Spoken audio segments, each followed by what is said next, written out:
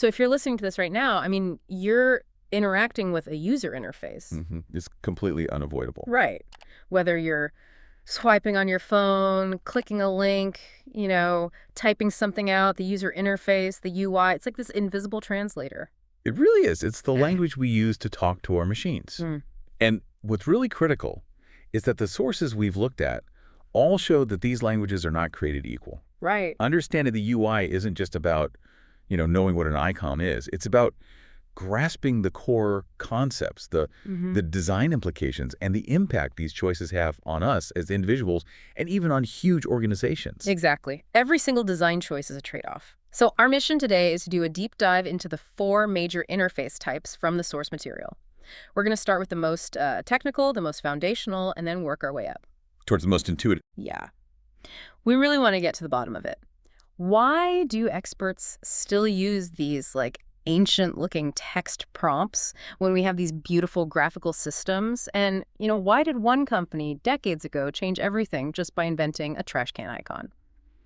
Okay, so let's unpack that first type. The command line interface, or CLI. This is the bedrock. Foundational method, yeah. It's what computing looked like before graphics, before the mouse even existed. And it's still, surprisingly, very common in expert fields. Oh, absolutely. It's the purist's tool. Yeah. The main thing about the CLI is that it just uses text commands to control the computer. There are no visual metaphors at all. So you're speaking the computer's native language, in a way. You're directly speaking the language of the operating system.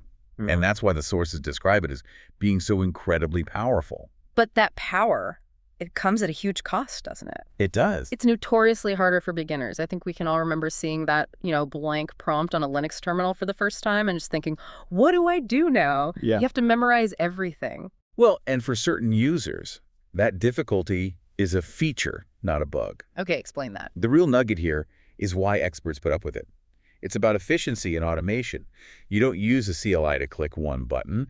You use it to, say, instantly process thousands of log files on a server, or set up 50 new virtual machines at once with a script. Ah, I see. Text is it's scalable, it's scriptable. You can do these massive bulk operations that would be so tedious, maybe even impossible, with a mouse. So if the trade-off is that you get all this power, but you need to be an expert, why did we ever move away from it? I mean, doesn't relying on pure text, where one typo could wipe out your data, introduce a huge risk for human error? It absolutely does. And that's why the CLI is mostly restricted to, development, system administration, really technical fields. Yeah. For almost every other situation, we need some structure. Guardrails. Exactly. Which brings us to the menu-driven interface. Okay, so this feels like a bridge then. It's moving away from that wide-open text box of the CLI. Precisely. Menu-driven interfaces completely get rid of the need to memorize those commands. Instead, you're just presented with a series of lists of options. So the user isn't really in charge of the flow? Not at all. The system is. You just select your choice, and the system takes you down the next predetermined path. And the real-world example the source uses is just perfect for this. An ATM. Yes. You see, withdraw, deposit, transfer. You can't just decide to start typing a server command into the ATM. And that constraint is the key technical insight. These systems often run on something called a finite state machine. The system is in a specific state, like main menu, and only certain inputs can move it to the next state, like the withdrawal menu. I see. And that design choice is so important, not just for ATMs, but for things like routers, industrial controls, places where security and reliability are everything, and you have to minimize user error. It sacrifices flexibility for absolute control. That makes perfect sense. The whole system is designed to guide you to make sure you don't do something catastrophic. But, if you wanted to do something creative or exploratory, you'd never use a menu system. Yeah. Which brings us to the revolution. The interface that really, it democratized computing. This is where it gets really interesting. The graphical user interface, the GUI. The GUI changed everything by shifting the whole metaphor. It went from being a conversation, typing command. To being like a desk. A desk environment, yeah. Manipulating objects. It really tapped into the power of recognition over recall. The key elements are all visual. Icons, windows, menus. People often call it the WinP model. Well, yeah. Windows, icons, menus, and a pointer. And the main advantage is just that it's user-friendly. It's intuitive. You're clicking on a little picture of a trash can instead of typing armrf pathosum file. Exactly.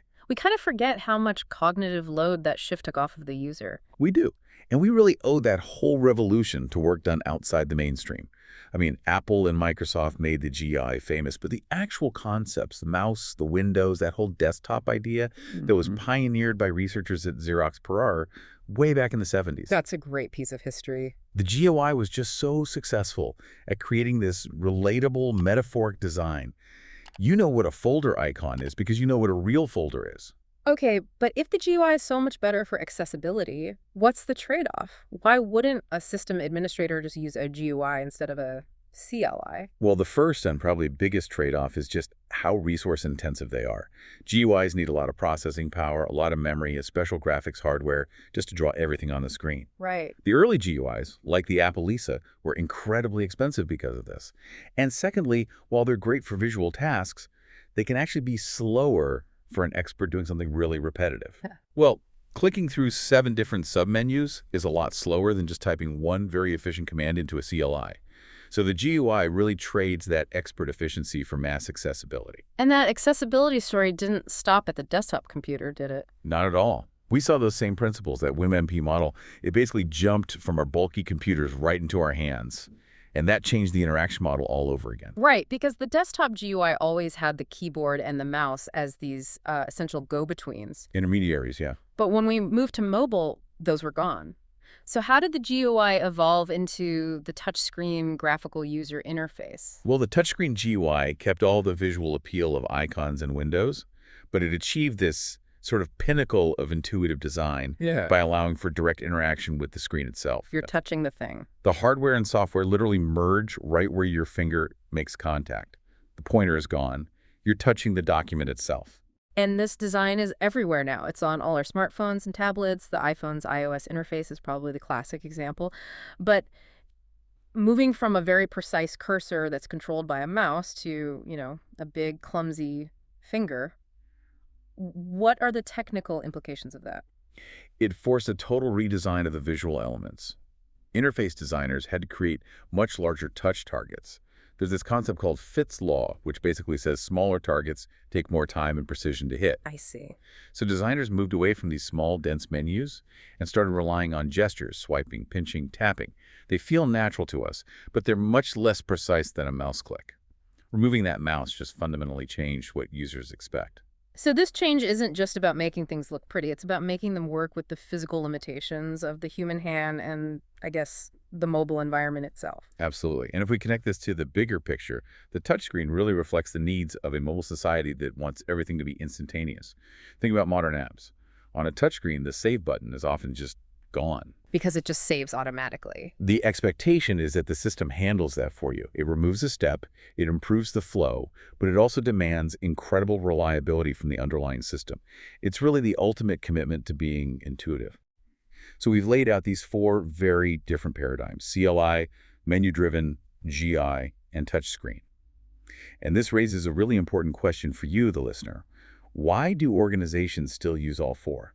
Why not just standardize on the easiest one, like the touchscreen? That's the heart of system design, isn't it? The choice isn't just about what's best, it's about necessary trade-offs that affect everything from cost to security to training. Exactly. So let's review the factors that influence that choice. Okay. The first factor is power versus accessibility. If your users are a small group of highly trained experts who need to do complex, fast, bulk operations, like a university research lab, you choose the CLI for its raw power. You accept the high training costs because the efficiency pays off. Right. Then the second factor is control versus flexibility. If the system's main job is to lock the user into a few very secure tasks, like the ATM or a cash register, you choose the menu-driven interface.